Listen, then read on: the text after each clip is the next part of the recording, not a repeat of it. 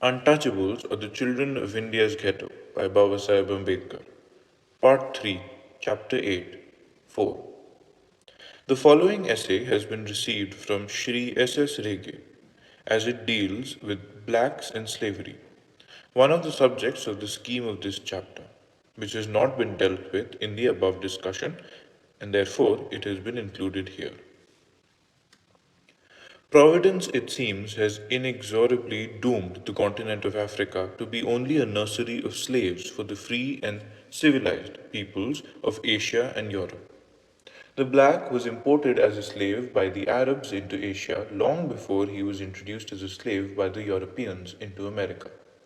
Although this is so, black slavery in America and in the English colonies has had a sorrowful history which has made people forget the importation of the black as a slave in Asia, and quite naturally because black slavery in America, as carried on by the Europeans, was a most revolting thing. It began in the first decade of the 16th century and lasted till the middle of the 19th century.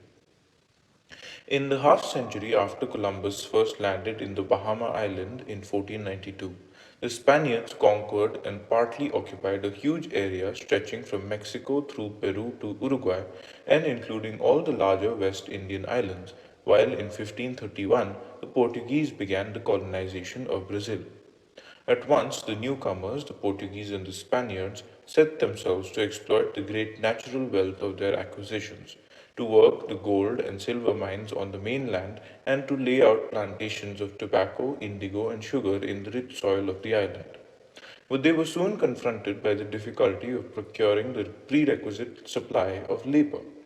A great deal of it was needed, and the cost of white men's wages and the heat of the tropical sun made it virtually impossible for the Europeans to provide it for themselves. The only labor supply of a non European character available on the spot consisted of the native Indians. The Portuguese and the Spaniards had massacred many Indians during the conquest. Many had fled to the mountains and forests from the scourge of the invaders. Those that were available were made slaves and made to work in the mines. Under the lash of the Portuguese and the Spaniards and the relentless labor that was exacted from them in the mines and in the fields, the Indians sickened and died. The conquistadors, as the Spanish pioneers in South America were called, under the leadership of Nicolas de Ovando, who followed promptly the trail of Columbus, brought with them a young priest, Bartolome de las Casas, who was well known for his piety.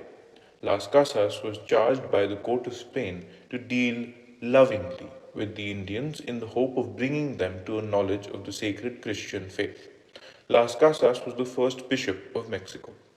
In performing the duty with which he was charged, Las Casas, while in Haiti, witnessed the cruelties that were practiced by the conquistadors upon the Indians and engaged himself passionately to the end of his life in preserving the pitiable remnants of the Caribbeans, as the Indians of Haiti were called, from the inevitable destruction at the hands of their masters. The Caribbeans were a gentle, unoffending, and hospitable race. They numbered no less than 1 million persons when Columbus found them, formed into kingdoms, and ruled peacefully by their caciques. Under the systematic cruelty of these Spanish adventurers who came after Columbus, their numbers were reduced to a bare 60,000. It is recorded that entire villages committed suicide, inviting others to join them as the only way of escaping this scourge and this tyranny. Las Casas was a spectator to many of these scenes of self immolations. He protested in righteous anger. But his protests went in vain and were bound to go in vain. The clearing of the forest, the tilling of the soil, and the working of the mines had to go on. Without this, the kingdom given by God could not become the paradise of man. Las Casas realized this. But he was also overwhelmed with grief at the thought of what the Indians would have to go through if this plan was to be realized. His benevolent instincts led him to petition the King of Spain to allow the free importation of blacks. The Spanish government in 1511 decreed that a large number of blacks should be imported into the New World. In pursuance of this, there came ships laden with Africans as cargo to make the New World a paradise for man. For a few years, both worked under the conquistadors, Indians as well as blacks. The sturdiness of the blacks as compared with the Indians was soon proved. One of the conquistadors has testified that when he prepared his timbers for the four brigantines that passed through the isthmus from the Atlantic to the waters which flowed into the Pacific, he had used several hundred Indians and 30 blacks, and in the execution of this task, he found that 500 Indians perished and the 30 black people survived. The blacks not only survived but prospered so much that it came to be a common opinion that unless a black should happen to be hanged, he would never die, for as yet none had been known to perish from infirmity. The black, by his own conduct and character, gave evidence that he was a more efficient tool than the Indian. The result was that the Indian was let go, and the black was preferred for their labor. The former may because God made him less sturdy, and the latter because God made him more sturdy. The result was that the Indian escaped slavery, and the black took over the destiny which was intended by the conquistadors to apply to him, a destiny to which he was invited by the pious and benevolent priest Las Casas, and for which the black showed his own credentials of fitness. Having found that one black does more work than four Indians, there was opened at once a regular market for trading in blacks. The market, which was opened by the Portuguese on the west coast of Africa, began immediately to show its profits, and quite naturally, because the exploitation of the untold wealth of the New World was impossible without black labor. People became so engrossed in this new business in human beings that the search for a new route to the east, which began at all, was abandoned. There was a keen competition between the various nations of Europe for a share in this new line in commerce. A papal bull of demarcation had created for Spain and Portugal a monopoly on the wealth flowing in from the New World. The English and the Dutch feared that there was danger to all Europe in this monopoly of American resources and were determined not to allow it. The English took a good hand in securing this trade for the benefit of their nation. The first deal took place in 1553 when 24 blacks were brought from the coast of Africa and quietly sold in the English market. The most intrepid, and who later became the most heartless of men stealers known to history, was John Hawkins.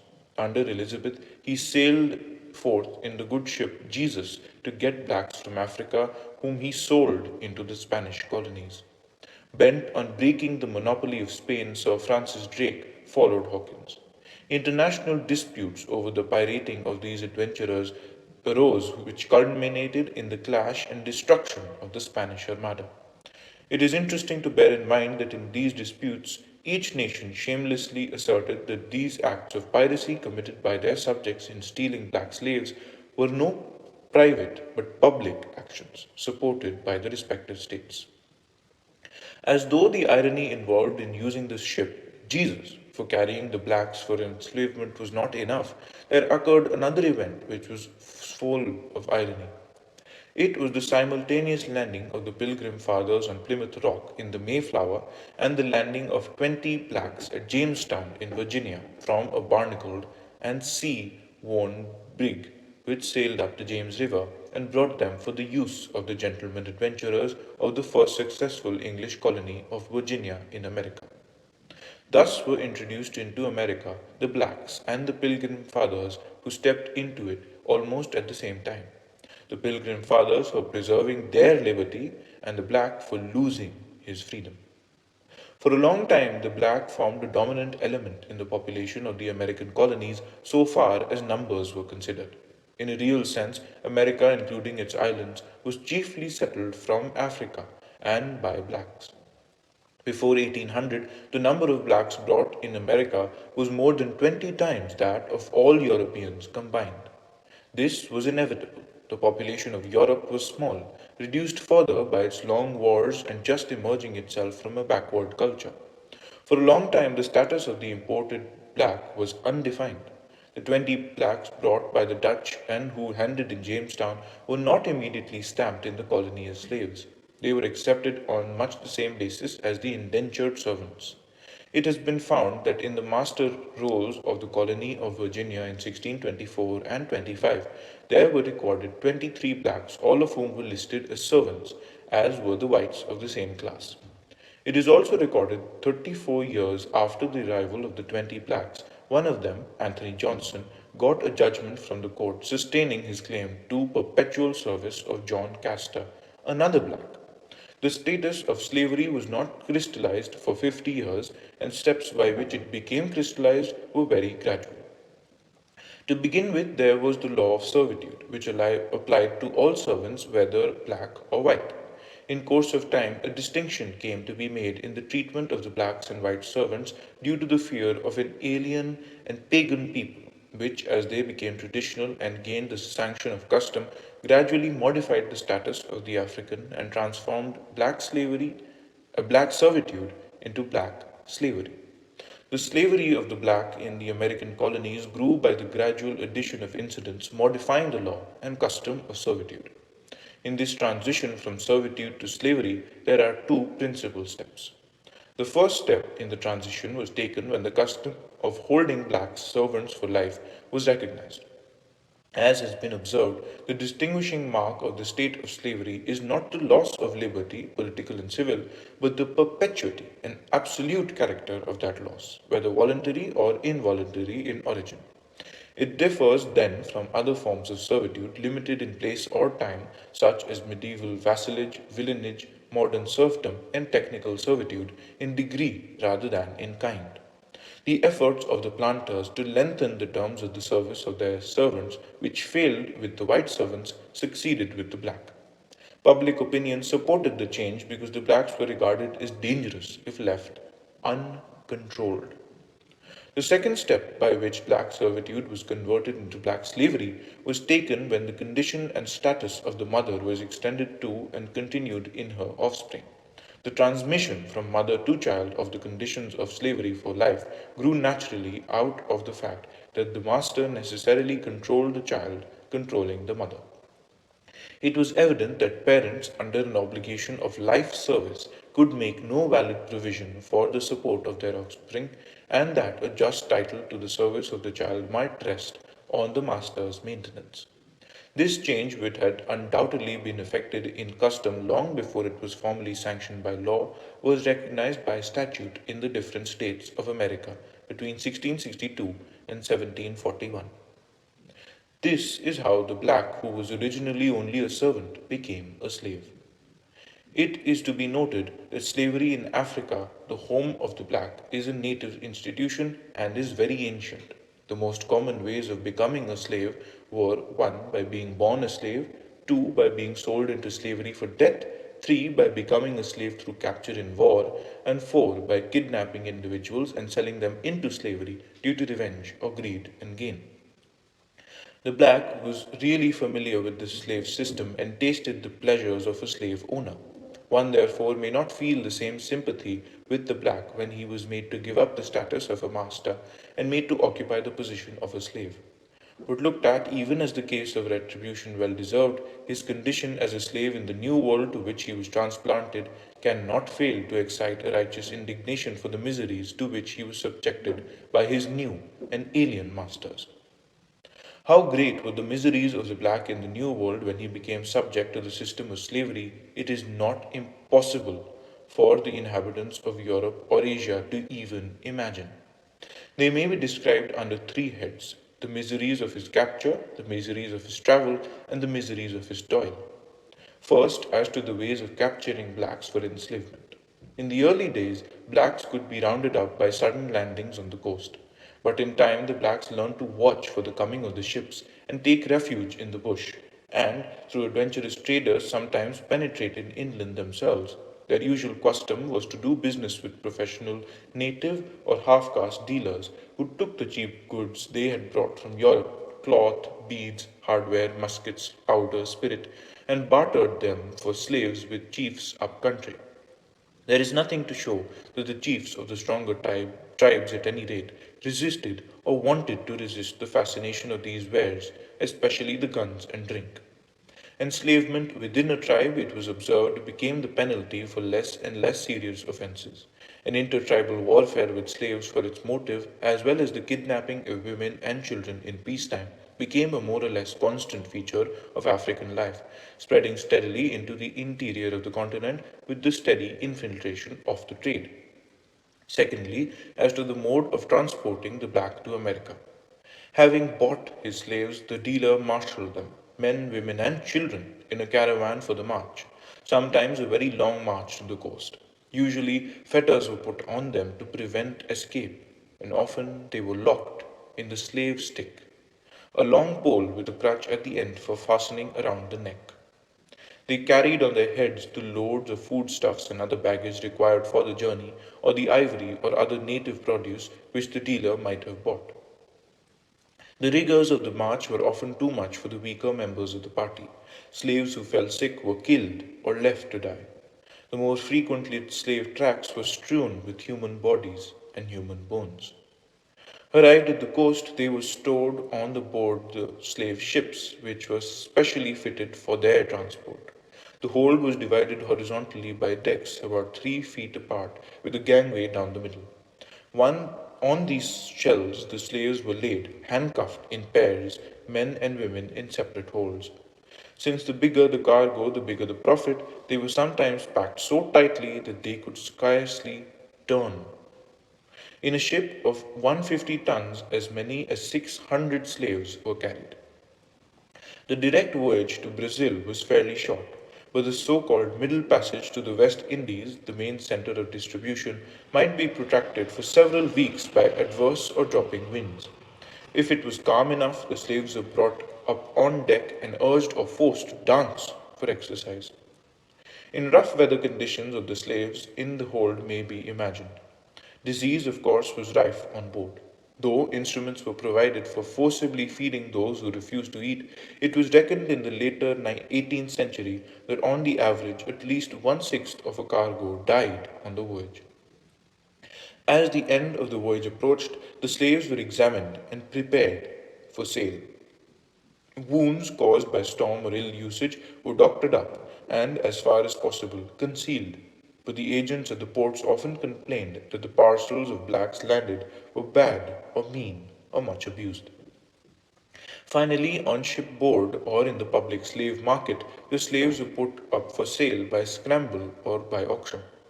The price of a healthy man rose as high as £60 during the 18th century. The sick and injured were lumped with feeble women and children and sold off cheap as refuse. Even when at last they reached the plantations, the slaves had to face one more ideal before they settled down to endure what was left to life.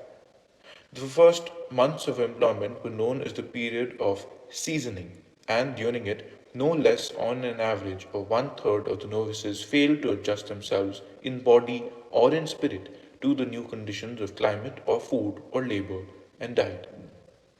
Taking all of the deaths together in the slave catching wars or raids on the march to the sea during the Middle Passage and in seasoning, it has been moderately reckoned that for every African black who became seasoned, at least one other black was killed. Thirdly, as to the actual conditions of life which a seasoned black slave had to undergo. The black slave gave the master two rights which were indisputably established, which were the right to own and the right to punish. The right to own was given a wide meaning. By virtue of it, the master had not merely a right to the services of the black as a servant, but he had also the right to sell those services, to transmit by inheritance, and to alienate them in any way he liked. The effect of this conception of the right was to completely confound and identify the person of the slave with the thing owned. The conception of the slave as property made the black liable to be seized in payment of his master's debts. Even after such slaves had been emancipated, they were still liable to seizure for the payment of debts contracted prior to their emancipation. The conception of a slave as property rather than as a person added further disability to the legal or civil status. He could neither own nor enjoy properties in his own rights. This was unlike Roman law, which did allow slaves to own property which was called peculiar. It was a limited right, but it was still an important right because it shows that the Roman law did recognize that a slave, though property, was also a person. Not being a person as a black as a slave could neither engage in trade nor marry. The right of the master to punish a slave was also given a very cruel interpretation in its application to the black. In a case which arose in the state of North Carolina court in 1829, the Chief Justice, in acquitting the master who was indicted for beating his slave, observed, "It was a mistake to say that the relations of master and slave were like those of parent and child. The object of the parent in training his son was to render him fit to live the life of a free man, and as a means to that end, he gave him moral and intellectual instruction. With the case of the slave, it was very different. There could be no sense in addressing moral considerations to a slave. The end of slavery is the profit of the master, his security and public safety. The subject, one doomed in his own person and his posterity to live without knowledge and without capacity to make anything his own, and to toil that neither may reap the fruits. What moral consideration shall be addressed to such a being to convince him that it is impossible, but that the most stupid must feel and know can never be true, that he is thus too labored on a principle of natural duty, or for the sake of his own personal happiness? Such services can only be expected from one who has no ill will of his own, who surrenders his will in implicit obedience to that of another. Such obedience is the consequence only of uncontrolled authority over the body. There is nothing else which can operate to produce that effect. The power of the master must be absolute to render the submission of the slave perfect. The result of such an interpretation of the master's right to punish was that for a long time in the USA, if a black slave chanced to die as a consequence of a lawful correction, it was regarded by law as a lamentable and accidental homicide. How mercilessly this right to punish was exercised by the masters will be realized by a perusal of the extracts from letters written by a resident in Antigua in 1787. Says the writer, "The blacks are turned out at sunrise and employed in gangs from 20 to 60 or upwards, under the inspection of white overseers, generally poor Scotch lads, who by their assiduity and industry frequently become masters of the plantation, to which they make out as indentured servants. Subordinate to these overseers are drivers, who are mostly black or mulatto fellows of the worst dispositions. These men are furnished with whips while on duty, which they are obliged on pain of severe punishment to have with them, and are authorized to flog wherever they see the least relaxation from labor. Nor is it a consideration with them whether it proceeds from idleness or inability, paying at the same time little or no regard to age or sex. At 12, they are turned in, that is, leave off work, to get what they can to refresh nature with. At 1:30, the bell rings when they turn out and resume their labor until sunset. The punishment inflicted on slaves in this island are various and tormenting, among which is the thumb screw, a barbarous invention to fasten the thumbs together, which appears to cause excruciating pain. The iron necklace is a ring locked and riveted around the neck. To these, collars are frequently added, which prevent the wearers from laying down their heads with any degree of comfort. The boots are strong iron rings, full 4 inches in circumference, closed just above the ankle. To these some owners prefix chains, which the miserable sufferers, if able to work, must manage as well as they can. And it is not unfrequent to see in the streets of this town at midday blacks chained together by these necklaces as well as these boots. The spurs are rings of iron similar to the boots, to which are added spikes from 3 to 4 inches long, placed horizontally. A chain fastened around the body with a padlock is another mode of tormenting this oppressed race of being. It would be a great mistake of judging a whole class of slave owners by the vice of individuals. Often enough, the attitude of slaves to their masters was quite friendly, and equally often the attitude of the masters to their slaves was kindly. Nonetheless, the system was a system founded on a purely economic basis, making it inevitable that human beings be created as mere tools to be used without being influenced by any considerations of humanity. It is unnecessary to adduce any more cases to illustrate the fact that the lowly, unfree, and unprivileged classes have existed in the past in countries other than India. What is of importance is that these unfree, unprivileged classes have disappeared as a separate class and have become part and parcel of a great society.